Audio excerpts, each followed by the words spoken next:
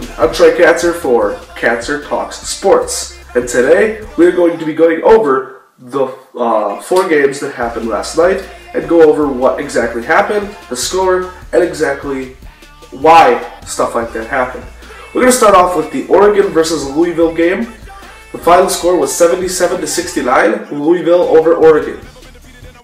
Oregon shot 44.3% from the field goal, or for field goals, and shot only a 35% from three-point range, compared to the 53% for field goals that Louisville shot, but even more worse three-point shot range at 30%.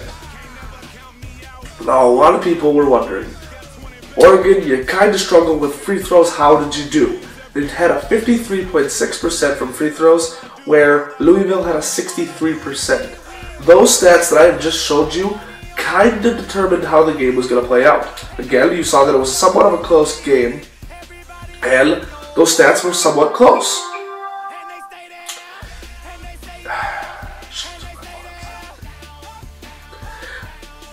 It was just a sports area. Oh, well, this is interesting. Steve Alford to become the new men's basketball coach at UCLA, reported by Steve Katz. That's cool. It's kind of somewhat of a last name. Okay, we're going to continue. I'm not even going to stop right there. But you look at how close the game somewhat was. This is a close game. You're down by 8 points. That's two threes and one regular shot. It's a close game. And Oregon did not play that much of a good defense. But, like I said, they weren't going to play a good defense, like I said in yesterday's video. But they had somewhat of a good shots on offense, but not good enough against a team like Louisville. Louisville took the game ahead right away. They started destroying Oregon. Then, things got turned around and the game got close. But Louisville, the better team of the two, took the win like I projected that was going to happen. Now you go to a game that a lot of people thought was going to be either a blowout or it was going to be the closest game there was. And nobody could really honestly decide between the two teams and the two coaches. Now, the game I'm talking about is Duke versus Michigan State.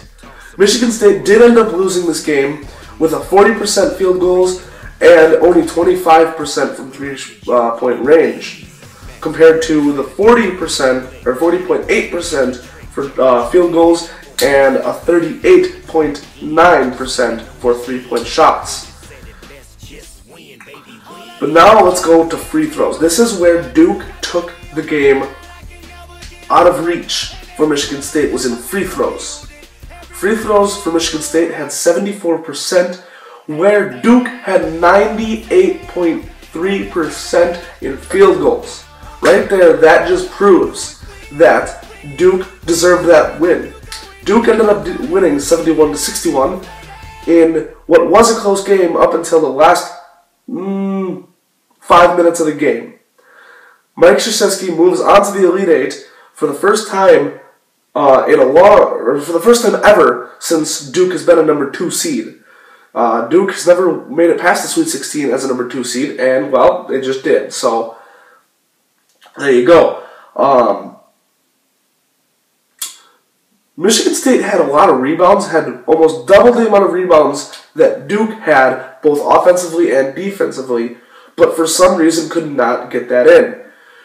Duke had more blocks, and let's take a look at this Michigan State turnover number, 11-8.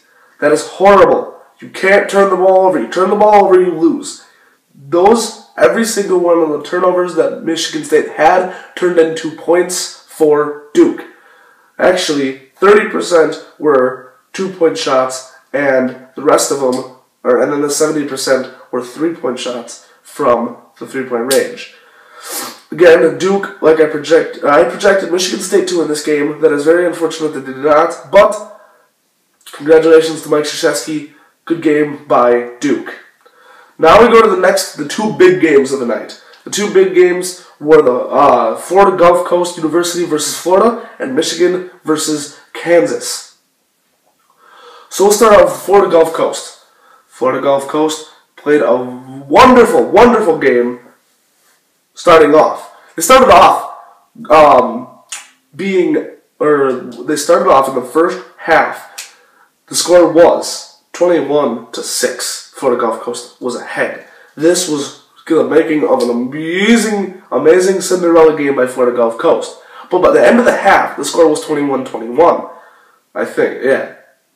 Pretty positive it was 21-21. So what happened? Well, Florida Gulf Coast's defense started being worse and worse. But what really killed Florida Gulf Coast was the turnovers. 20 turnovers in a game will kill you.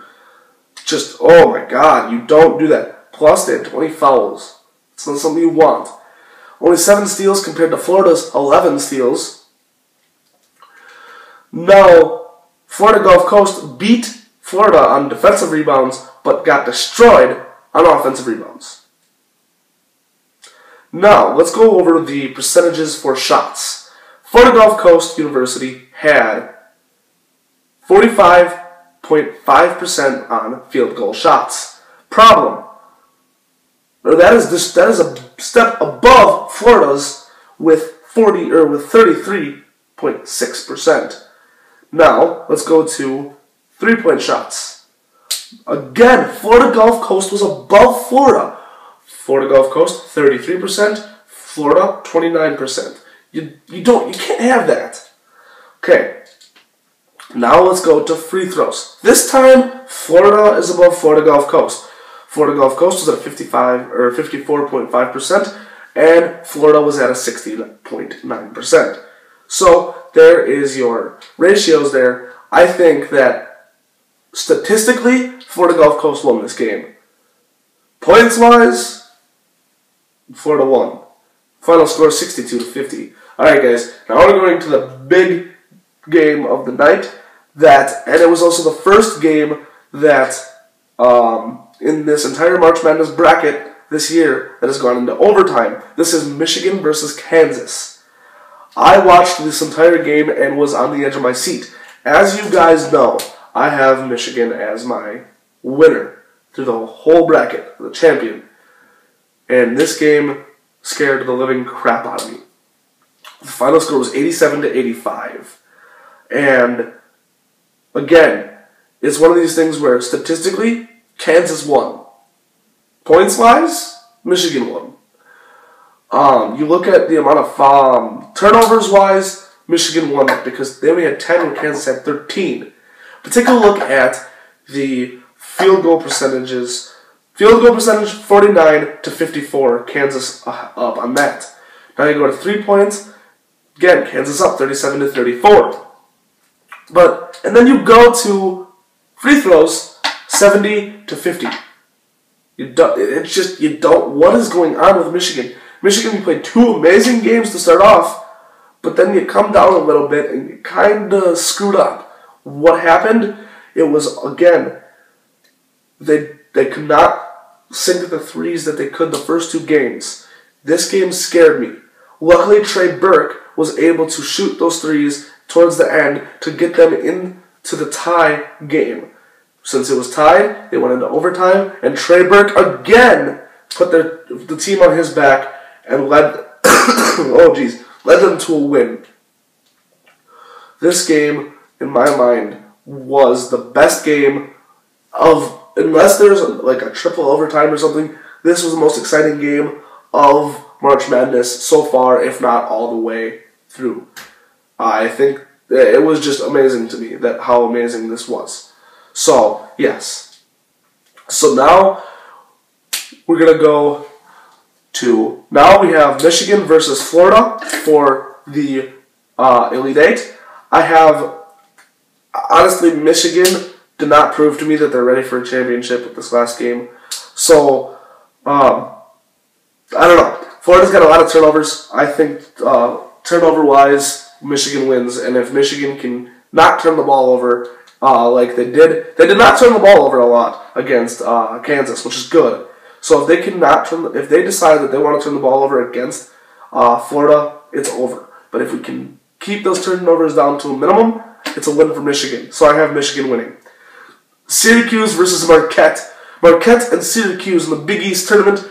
Syracuse ended up beating Marquette. Marquette wants revenge. Marquette wants to go to the Final Four. Marquette takes Syracuse. Now you go to Louisville versus Duke. Louisville is going to take this. Duke, I don't know. Duke is not that good.